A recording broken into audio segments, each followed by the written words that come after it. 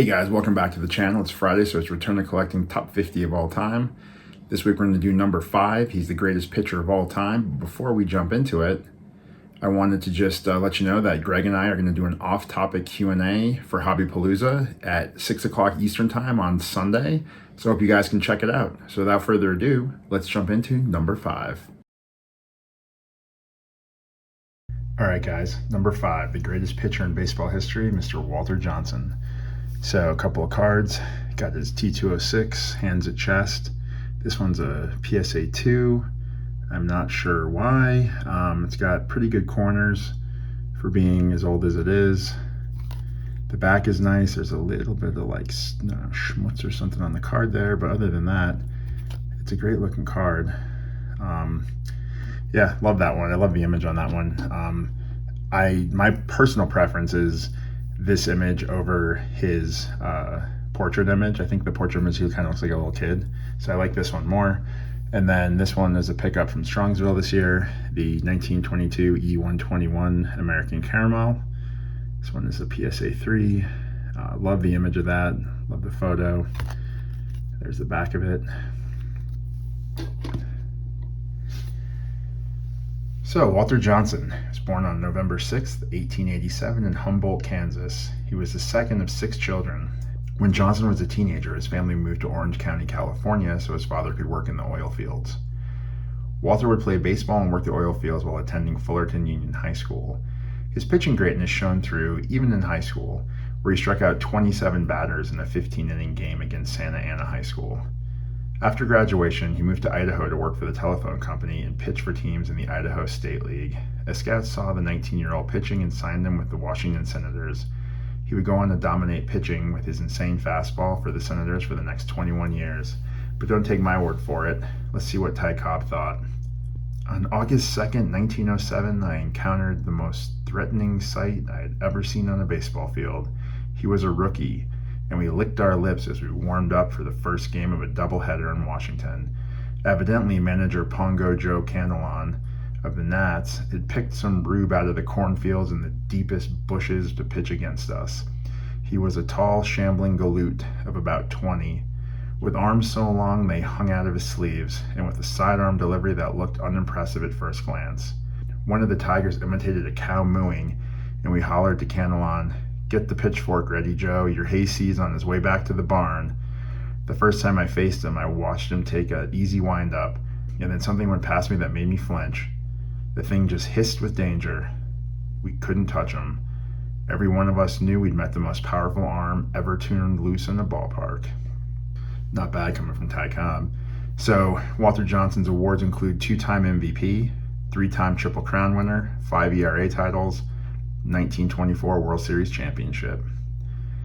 His single-season performances include leading the league in wins 6 times, including 11 seasons with over 20 wins and 2 over 30 wins.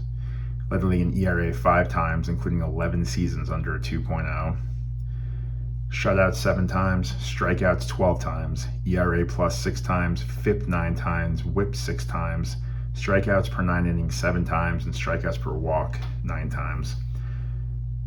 For his career, he had 417 wins, putting him second all-time, a 2.17 ERA, putting him 12th all-time, 531 complete games, putting him 5th all-time, 110 shutouts, putting him first all-time, including throwing 3 consecutive complete game shutouts against the Yankees, literally 3 days in a row. Pretty insane. 5,914 innings pitched, putting him 3rd all-time, 3,509 strikeouts, putting him 9th all-time, but he did hold the record for the most strikeouts in a career for 56 years until my man Nolan Ryan passed him on April 27th, 1983. He was also the inaugural member of the 3,000 Strikeout Club, as well as the inaugural member of the 3,000 Strikeout 300 Win Club. He had a 147 ERA plus, putting him 7th all-time in MLB, a 2.38 FIP, putting him 11th all-time in MLB, and a 1.061 WHIP, putting him 11th all-time in the MLB.